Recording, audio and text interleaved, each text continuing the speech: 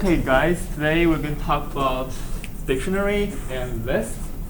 So the plan for today is we're going to review what we had last time, which is file I/O, and then we're going to talk about list and dictionary and their operations. Between that, we're going to have a little bit administrative break. However, since Catherine is not here, we're going to probably do something else during the break so that everyone can refresh their mind. Okay, for file I/O. So in last lecture, we talked about how we do in what is file and what we can do with a file. So file is the interface of the computer input/output. It's an abstraction of sequence of characters on the disk. In order to access a file, you need to use the stream reader object and use the new stream reader construct to create the stream reader in order to read the file. And of course, you need to specify the file name as a string in the constructor. And in order to read a line from the file as a string, you use the .readLine method, and which returns you a while line from the file. And if you want to read the next line of the file, you need to call that method again. And of course, once you finish reading your file, make sure you close it so that your program will not keep the file locked and the other program cannot access the file. Okay. In order to modify a file, we need to use the stream writer object, which you can get by using the new stream writer constructor with the specified file names. In order to write one line of string to the file, you use the stream writer, call the method writeLine, which write one line of string to the file. Or you can use .write method, but in this case, we need to add a new line correctly if you want to make this string an individual line. And of course, after you finish writing the file, you need to close it. Otherwise, the system will lock the file, and the other program will not be able to access it. Any questions for file and last lectures? Any questions? Okay. All right, so today we're going to talk about two basic data structures in computer science, list and dictionary. So here's the problem. Suppose that I want to write a program that reads the content of a file and access it later. So in this program, what I did was I declare and initialize a stream reader object and try to read this content from this file called myfile.txt. And then I said I estimate that there may be 1,000 lines of strings in that file. So I say its total lines is 1,000. And then I declare an array, which we already know, which can hold 1,000 strings in it. And then I say from 0 to 1,000, I read all the content from the file and assign them to corresponding position in the array. So my question is, will this code work? And what's the problem of it? What's the main problem of this program? Let's say if I have a file that has 10,000 lines, would this program be able to read all lines of the file? Yes, because I only have an array that only can contain 1,000 lines. What about there's only 10 lines of string in the file? What will happen if I run the program? Of course, I have more space in the array than the file. But if I notice my programs, I say from 0 to 1,000. Since the file only contains 10 lines, then once I reach the 10 lines, I reach the end of the file. And then if I keep trying to read things from the file, the program will crash. So, but the major problem is we don't know the size of the file, and we want to store them somewhere in the memory while the program is running. And the array is not ideal because the size is fixed. You cannot resize it when the program is running. So what can we do so that we can read a file that has arbitrary lines of string? And the solution is list. List, you can consider list as an array that has dynamic size. What I mean is you can add item to list while the program is running, and you can add arbitrary numbers of items to a list, and your program will not crash. List contains a sequence of ordered items. It's similar to array. They are all ordered and indexed, and they all have to be the same type. But its size, because it has the flexibility of shrink and expand during runtime, so we won't have the problem that we had before, which is array that we don't have a flexible size. So how do we create a list in the program? First thing is we need to specify the type of data that we would want to put in the list. And then we use this new list type constructor to create a list. So in the example here, first thing is I declare it's a list, and then I specify the type of this item.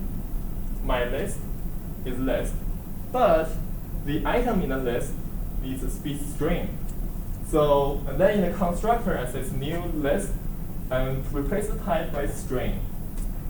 And don't forget the pair of parentheses at the end.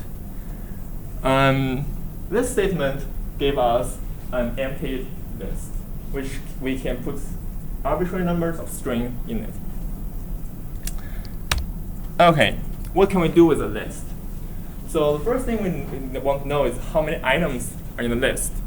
So in order to do that, we need to use this .count property.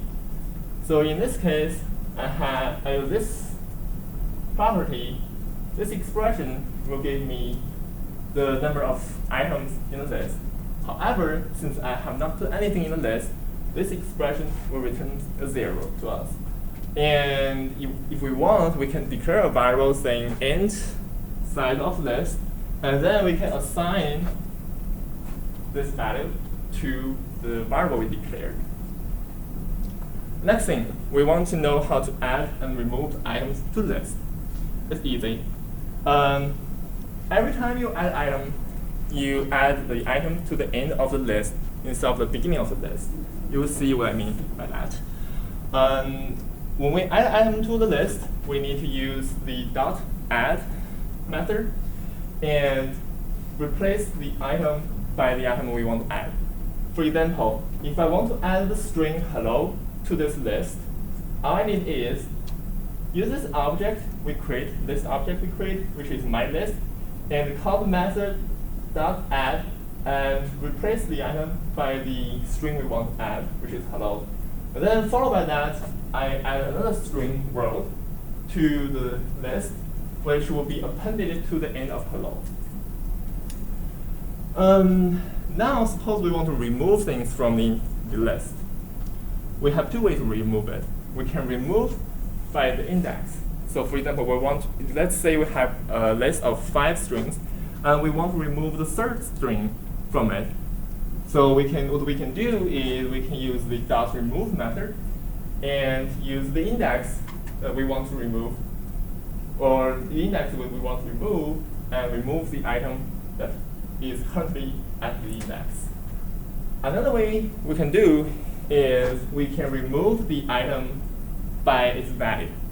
So for instance, I already have this list, my list, I already have the string hello and world. Suppose I want to remove hello. All I need to say is my list .remove and put the item that I want to remove, which is the string hello. In the first expression here, I will say remove 1, which means I want to remove the first item of the list.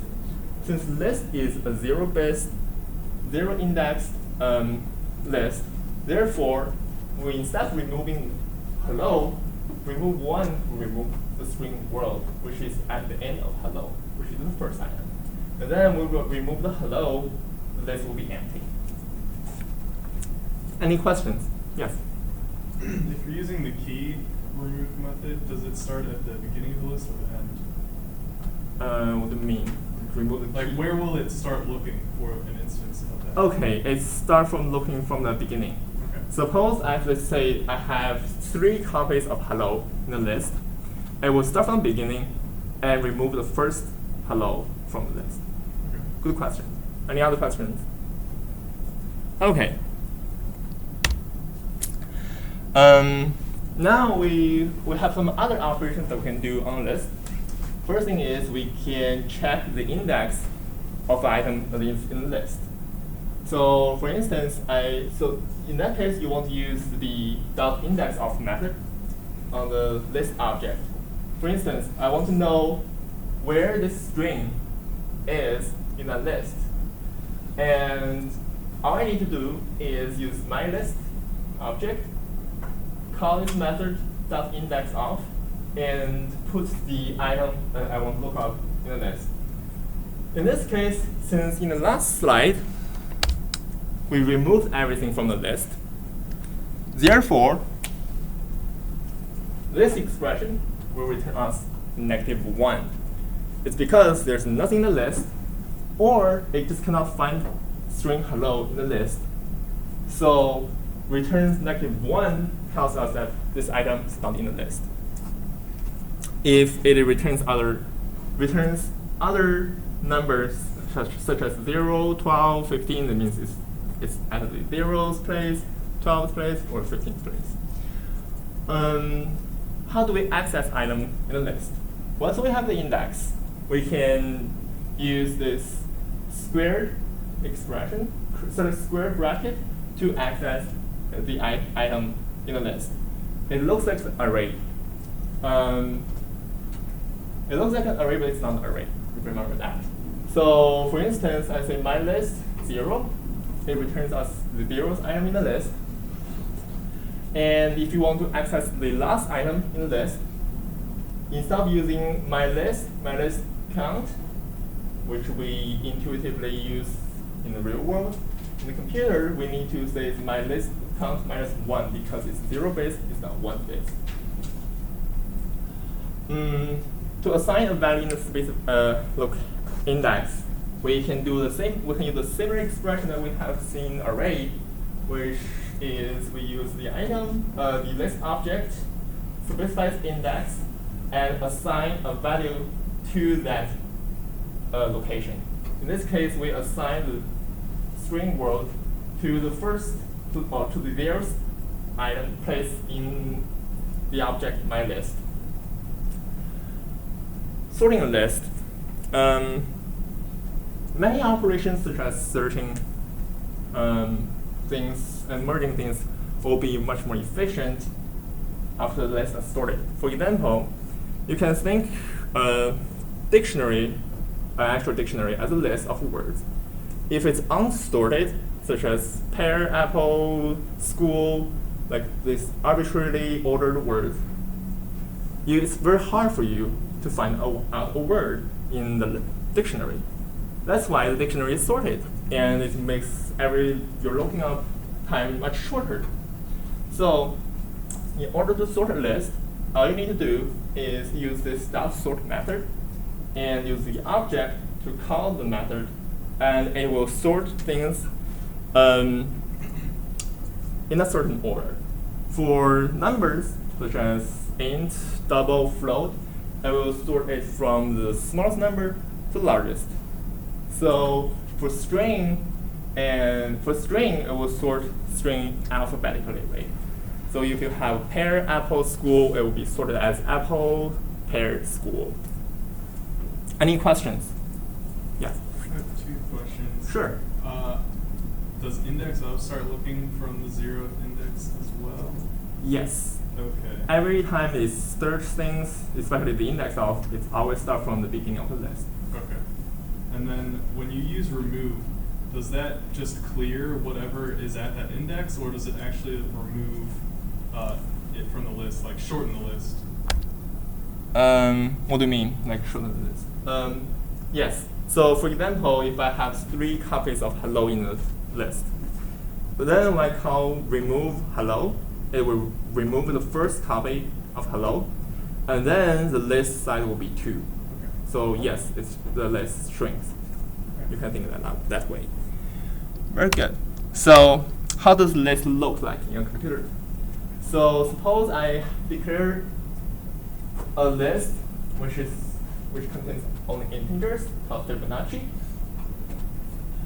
The first line of code, list int Fibonacci equals to new list int, will give us the left side of this picture. So all I have is this part in the first line of code. And then I say Fibonacci dot add 1, which will add 1 to the end of this square. And then I call Fibonacci add 1, which means we add another 1 to the list, and it will add to the end of the last item. Then similarly, we call add 2, add 3, 5, 8, 13. Always add to the end of the last item. When we remove things, for example, if I say Fibonacci remove 1, it will remove this one. This one. If I say Fibonacci remove 5, it removes this thing as well.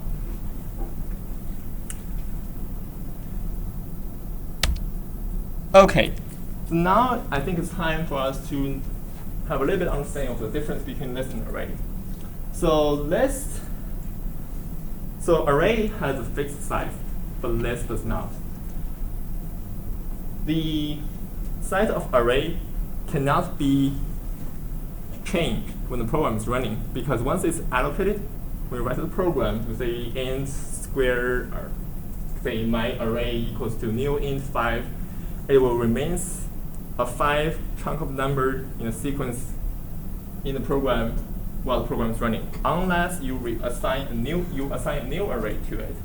However, the size of list can change. It can go up, go down, doesn't matter. Access speed is about the same. You don't need to worry about that. When to use an array and when to use a list. If you know what's the size of data you're going to deal with before when you write your program, then it's better to use an array. So for instance, if I know that I'm going to only deal with 10 integers, and then I can safely just use an array of size 10 instead of a list. However, if I don't know the size of data that I'm going to approach in the program, I probably should use a list, because I don't want to have the problem that I either use too much memory or I don't have enough array allocated for the data. Okay, a little bit demo here. So I want to show you how to read file into a list and search items in the file. Okay.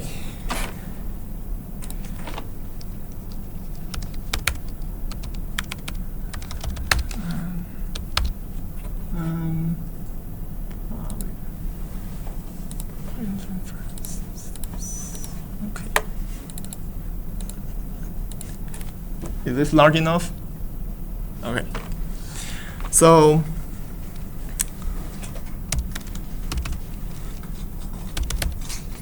here is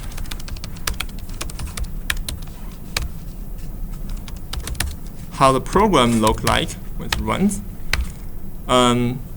Suppose I have a file that looks like this. Suppose this is the file content that I have in the grades.txt. Student's name, exam grade, homework grade, student name, exam grade, homework grade.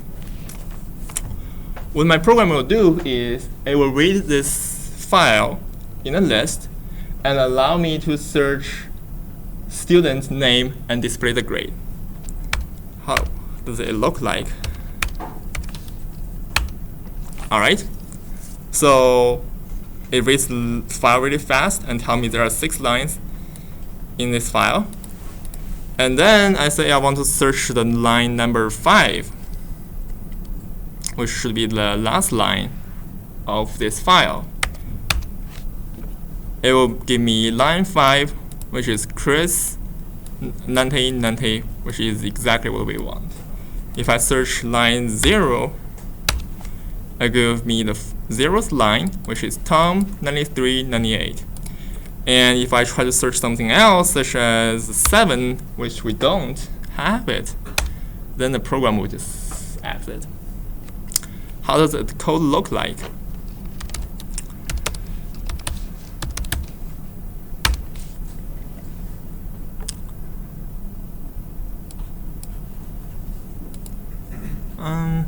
Probably not this one.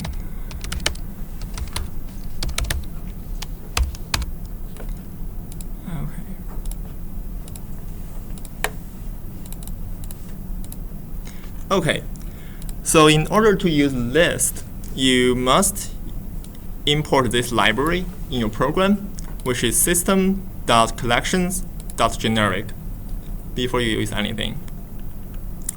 And then in this program, I used command line argument to get the file name, which you guys don't need to know right now. And I got the file name as here. And then I declare a list, which contains only strings. And I gave a name, my list, and assign it using the constructor. And then remember we have the stream reader file object that allows us to read files from disk to memory. So I declare the file stream reader object and assign it with the constructor and specify its file name. And then I declare another string which allows me to store line by line from the file while the file is reading. So what I did was, while there's still more content in the file, I use this stream reader to read one line from it and assign to this string, and then I add that string to this list, and let's keep going. It will read all the lines from the file and add to this list. And now you'll see I don't need to know the size of the file. I don't need to know how many lines are in there. I just know I can read them line by line as a string, and I can just add them to the list. And because the list size can change while the program is running, so I don't need to worry about anything. After that, once we finish reading the file, we close it, and we use this mylist.count, which gives us the size of the list to tell us how many lines we have in that file. And then I use a while loop to allow me to search things in the file. In the while loop, all I did was print out the prompt, enter line number, and then I read it using console readline and parse it. If the line number is not smaller than 0, or it's not larger than the size of the list, oh, that doesn't look very good. I probably should use negative minus 1 instead of, yeah, okay.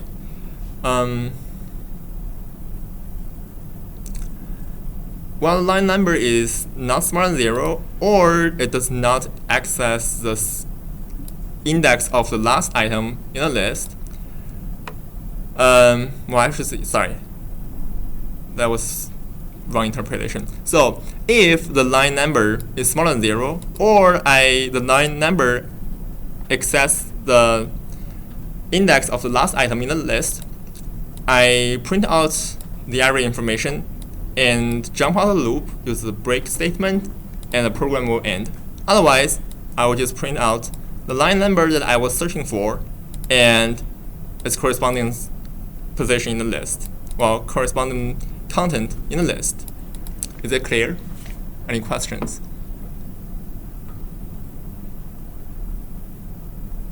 Okay. All right.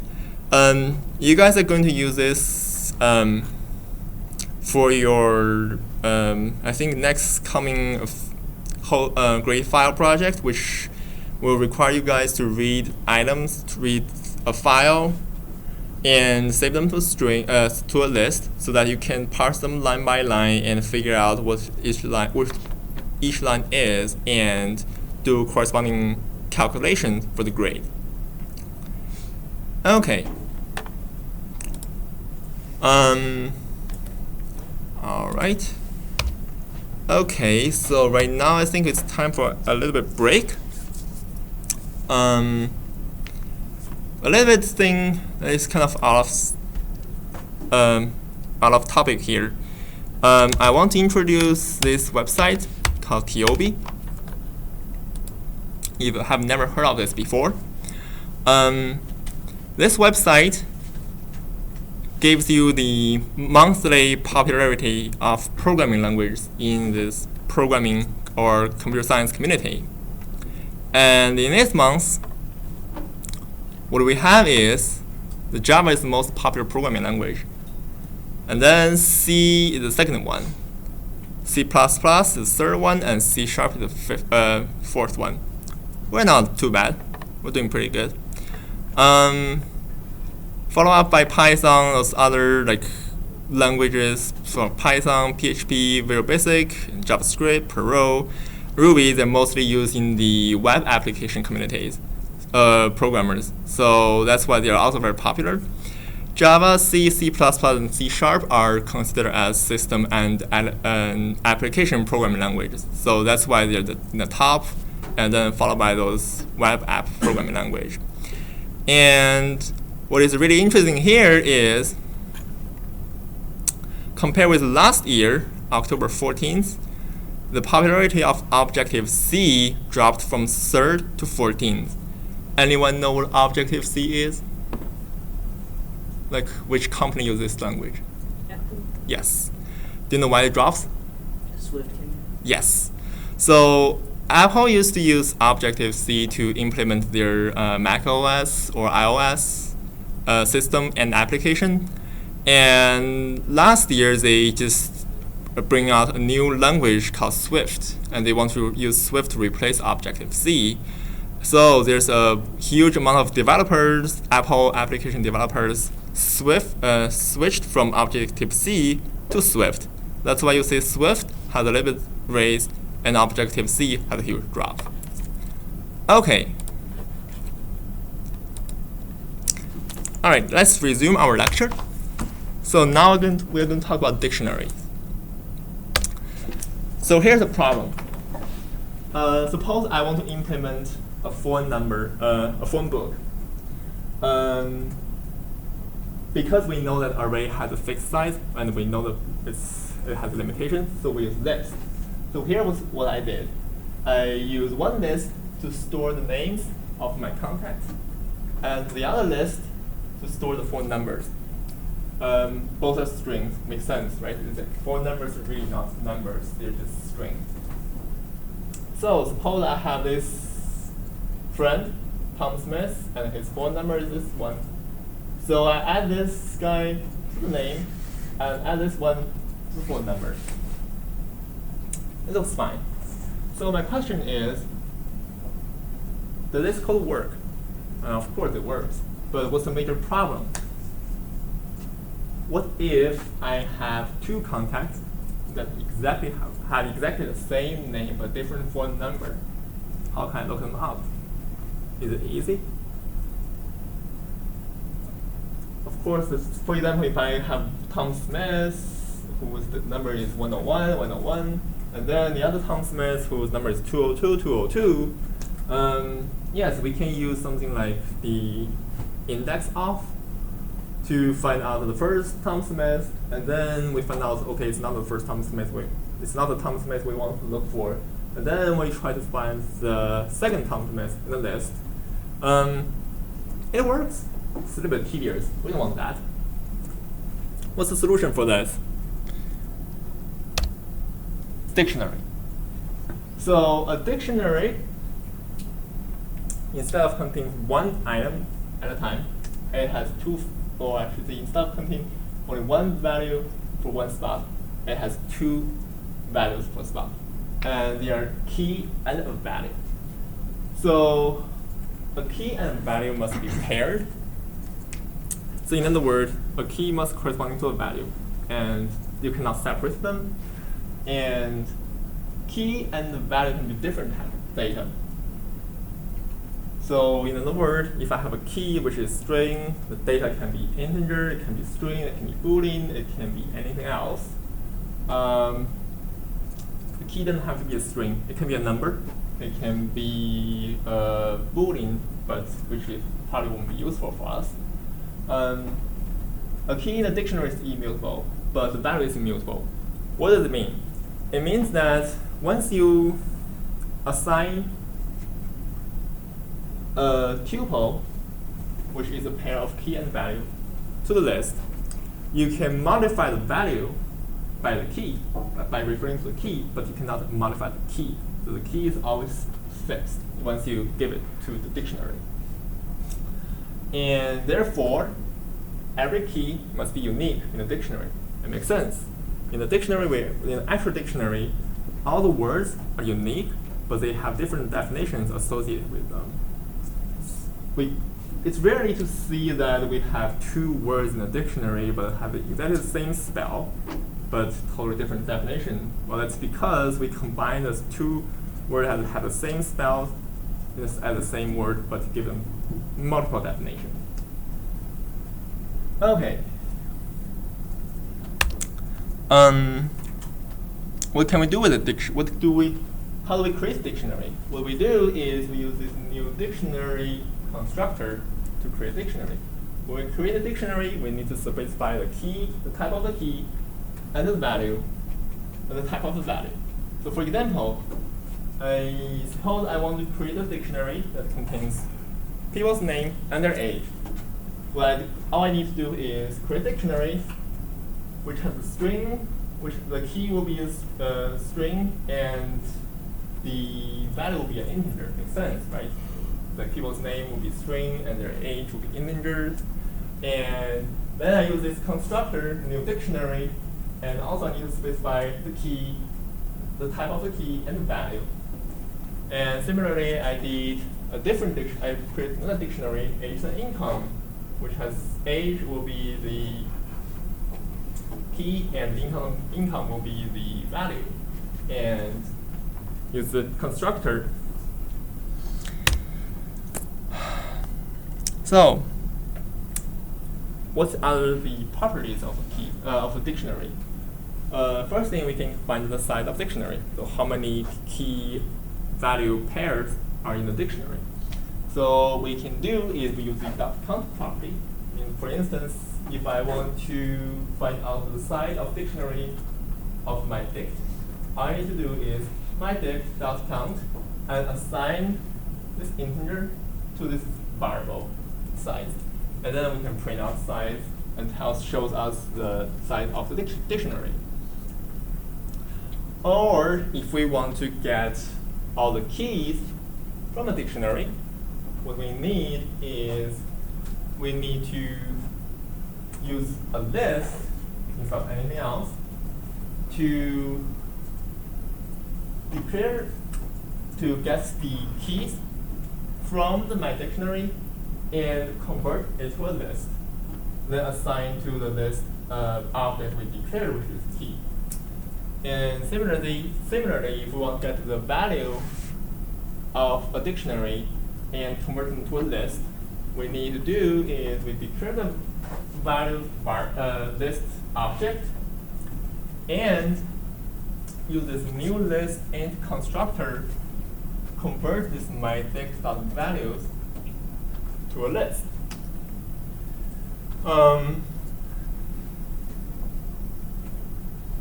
In order to get a specific, in order to get the value of a key, if suppose we know the key, we use a similar operation that we have seen in array and list, which is this square bracket. However, instead of giving a number, which is the index, you give the key to it. And this expression will return us the value of that is associated with this key. Since my dict I have note here is initialized and declared as string int, by specifying this string, which is hello, it will return us the corresponding value that is associated with hello. Any questions so far? Okay. So how do we add a key value pair or tuple to a dictionary? We will need to use, again, we will use the similar method called .add. And we need to give both key and value at the same time.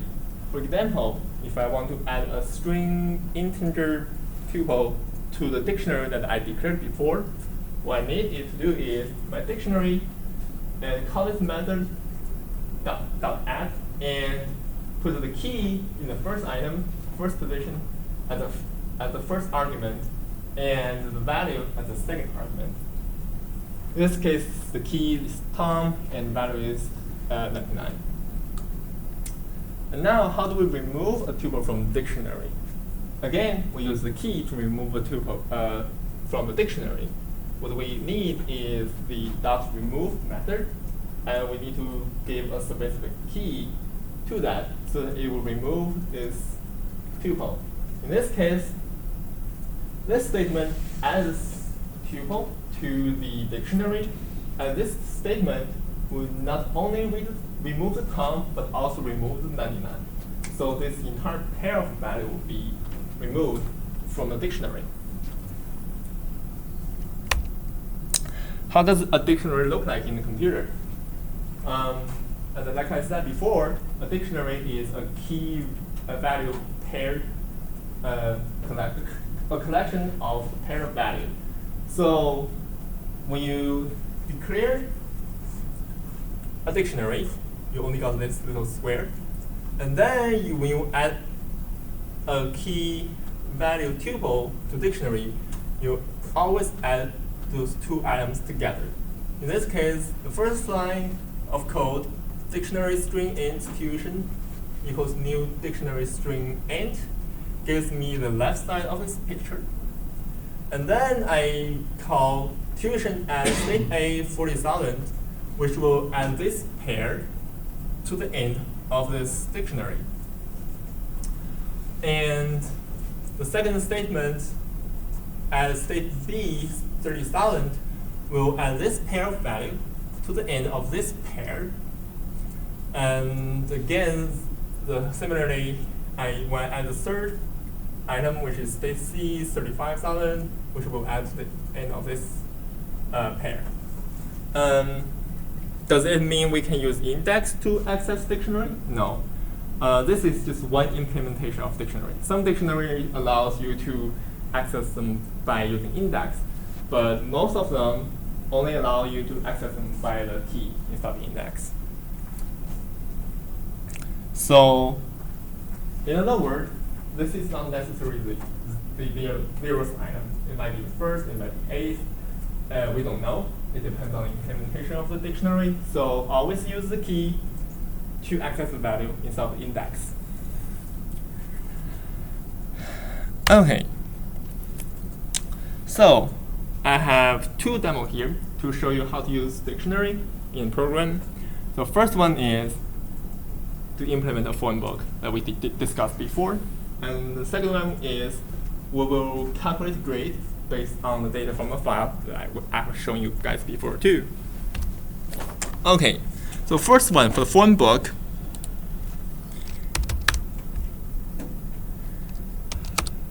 What my program does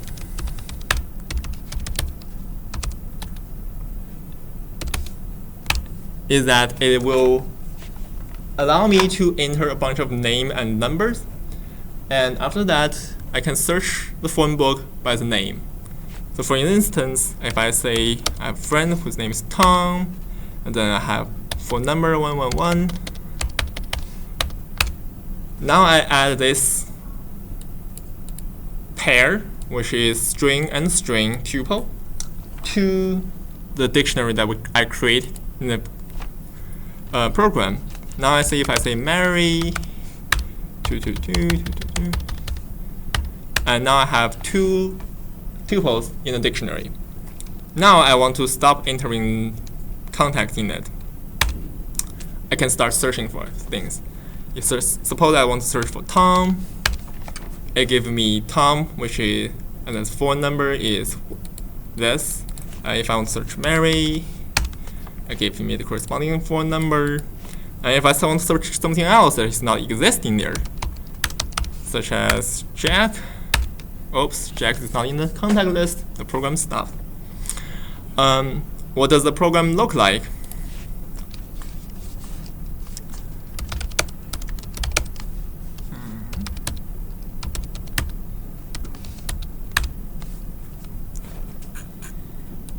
Again, in order to use the dictionary, we need to import this system.collections generic library in order to use dictionary.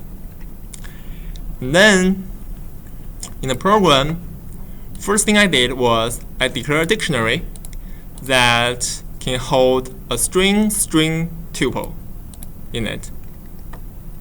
And then I declared two variables to receive input from the command line, from the terminal console. And then in this do while loop, what I did was I print out the prompt, which asks for name, and read the input. If the name is empty string, which means I didn't enter anything but hit the enter button, the loop will end and nothing will happen. And if not, this will print out a prompt asking for phone number, and then I enter some phone number there.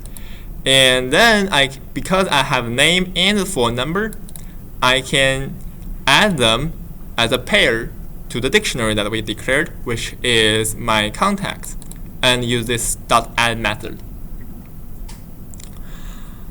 Okay, so this loop will be terminated once I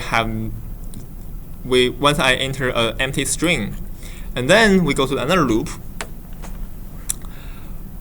What the loop does is it will print out a prompt asking for the contact name.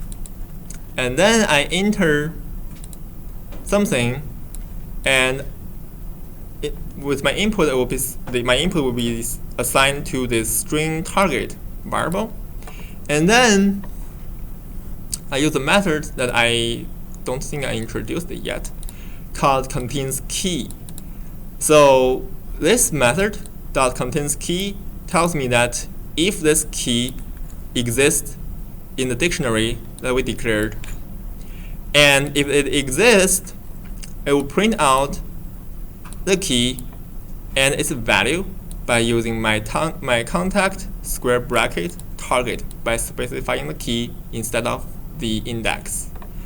Otherwise, if the key does not exist in my contact, it will print out a error message saying that this target is not in my contact list, and the loop will end. Any questions?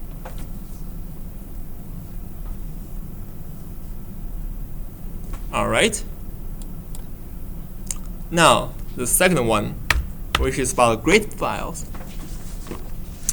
So suppose I have a file that looks like this. I have this student exam grade and homework grade, and I want to calculate the final grade of the student, which this is very similar to what you're going to do for the rest of the grade file project, but not exactly the same. So what my program will do is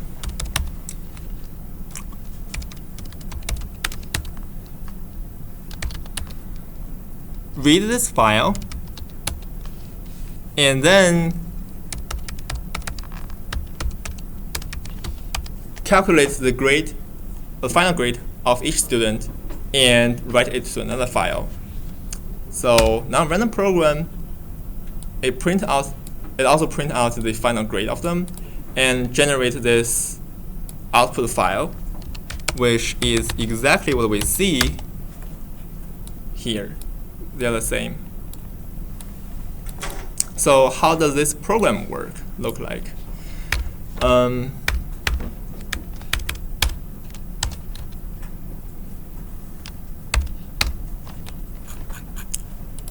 Again, in order to do all those file I/O and dictionary, what I need is the system I/O library and system.collection.generic library before I do anything. And then, of course, I use the command line argument to get the file name, which you guys don't need to know. So this is the first file name, which is the input file, and this is the second file name, which is the output file name. And I create corresponding stream reader and stream writer object for each file. And then I create a dictionary that can hold a student's name, which is string, and the grade, which is a double number. And then I declare all these variables to temporarily store a student's grade and its name. So in the while loop,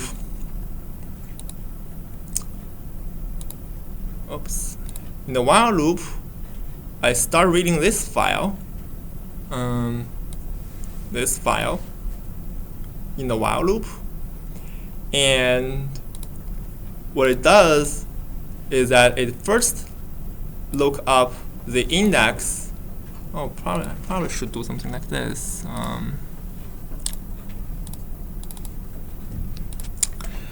The first thing it does is to look up the index of this comma so that I can read the student's name by using substring. And then I try to find this index of the second comma, which is here. And then because I have this index and this index, I can use substring to find out what this value is, or the string representation of 93, and then I use int parse to convert its string to an int. And then because I have this index, I can read the rest of the grade as a string and then parse it to an int. This is what it does here. And then the final grade will be the weight of the exam times the grade of the exam, and then plus the weight of homework times the grade of homework. Of course, this is much more simplified compared with what you're doing here in your project. And once I find out the final grade, I add this student name and grade pair to this dictionary, which is grade, that we declared here, right here.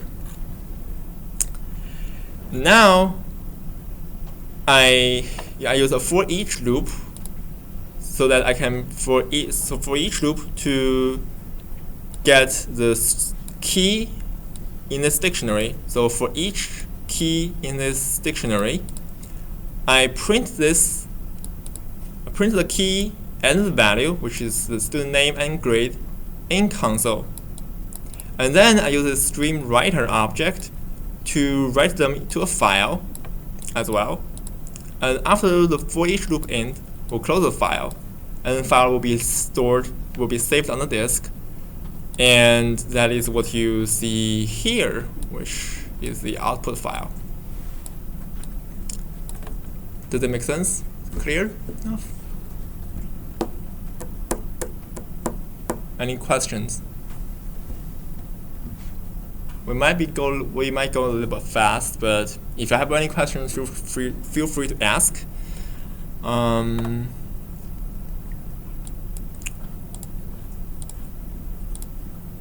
Okay. So a little bit summary for today's lecture.